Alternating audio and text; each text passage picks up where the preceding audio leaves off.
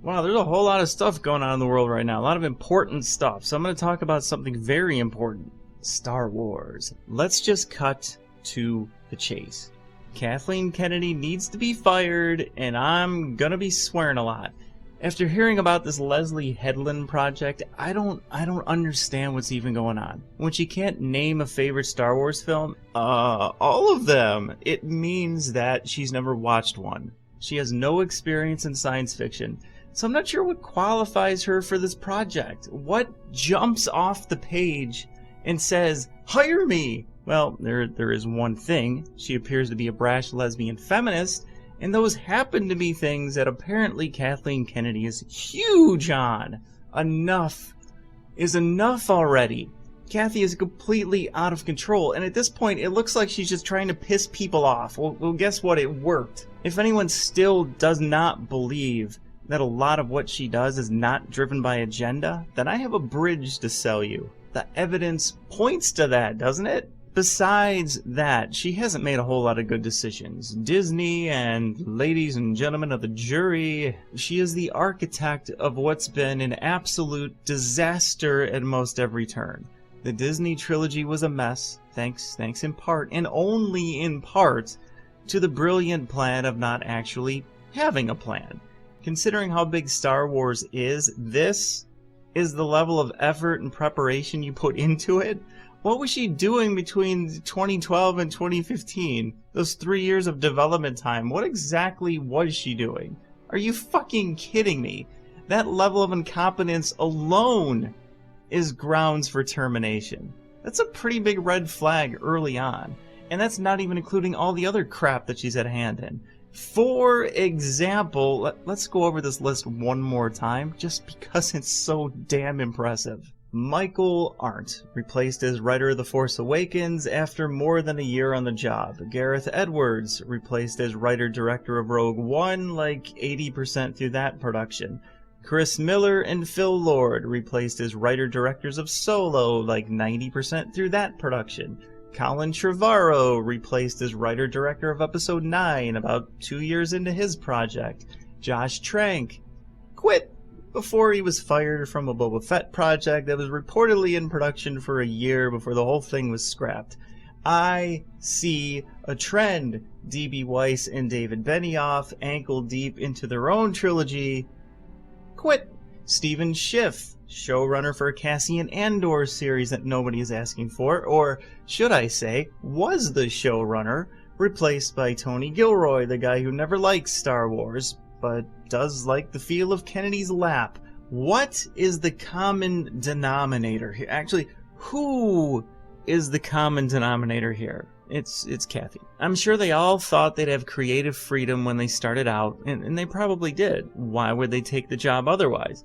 But I think that as time passed, they lost that freedom little by little until ultimately she just started telling them how to make their films. They were probably quite offended by the waitress telling the chef how to cook, so they wouldn't listen, and she got rid of them.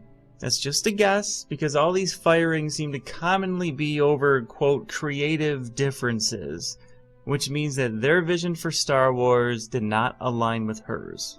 And we all know what hers is. Then she brought in people who I would describe as lapdogs. Abrams, Rian Johnson, Ron Howard, Tony Gilroy. Timeline is tight, and she knew that they would do exactly what she said without giving her any sass. What about some other stuff? The Kenobi series announced. Or not. Have they made up their minds on that yet? The Rian Johnson trilogy announced.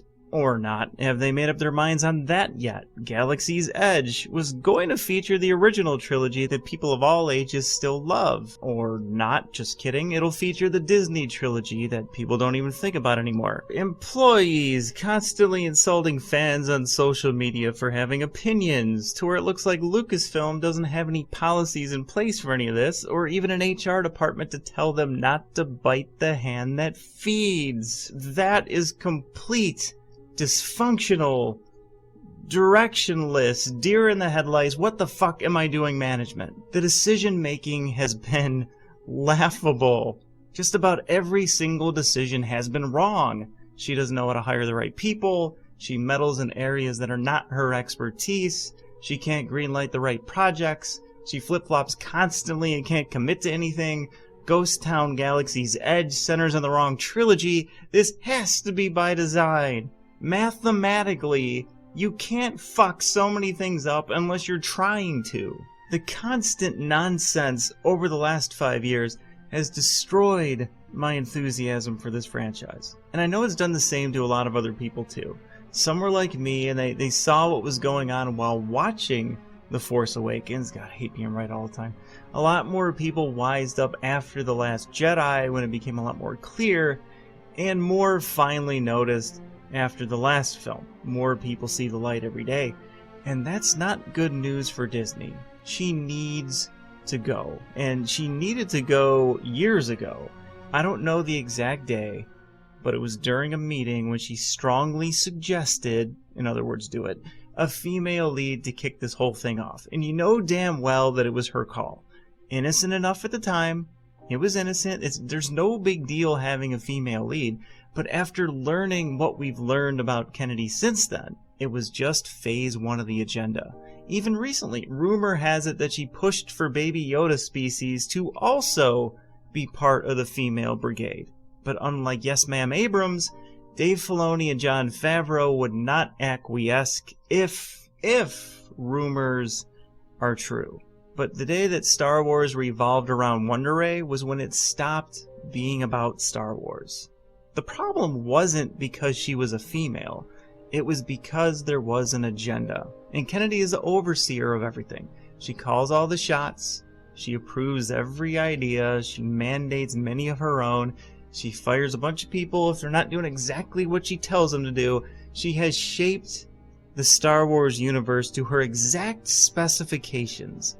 And it all proves in the end that she's just not qualified for her job. Examples? There's plenty of them, but I'm just going to focus on 2 things. So we're talking about things that she's approved. Well, it's actually an indictment of everyone involved. But she's the one that said, yeah, let's do it, or no, do it this way because I said so, or you're fired. So everything ultimately falls in her lap. She approved the Skywalker saga turning into the Palpatine saga. And that's really what it is now.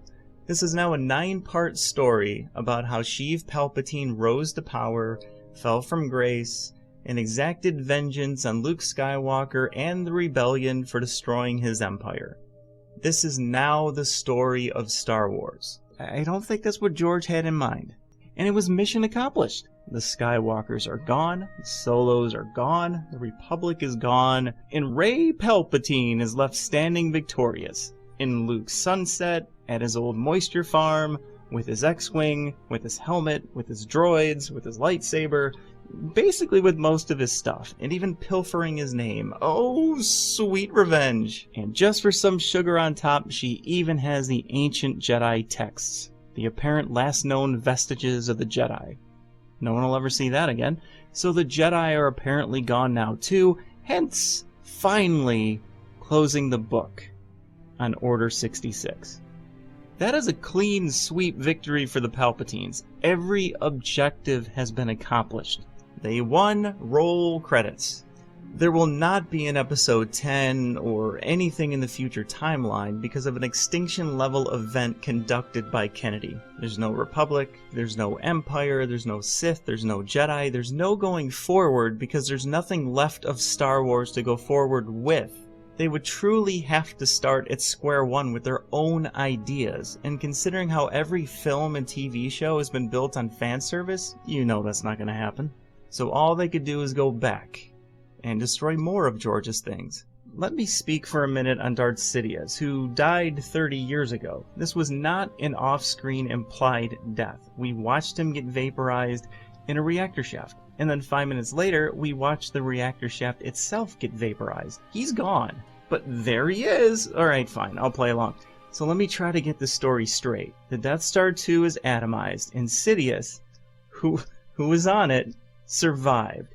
He goes off to some hidden planet to hide, and he apparently begins building 2 completely separate factions that have no knowledge of the other, because that makes sense.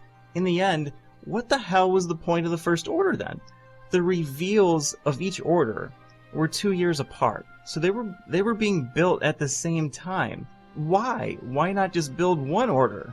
Your assets would have included Starkiller Base, and all those Death Star destroyers, and at least one Snoke, although it looked like more were on the way, and you could have had Ben Solo as your apprentice. That is a pretty formidable fighting force.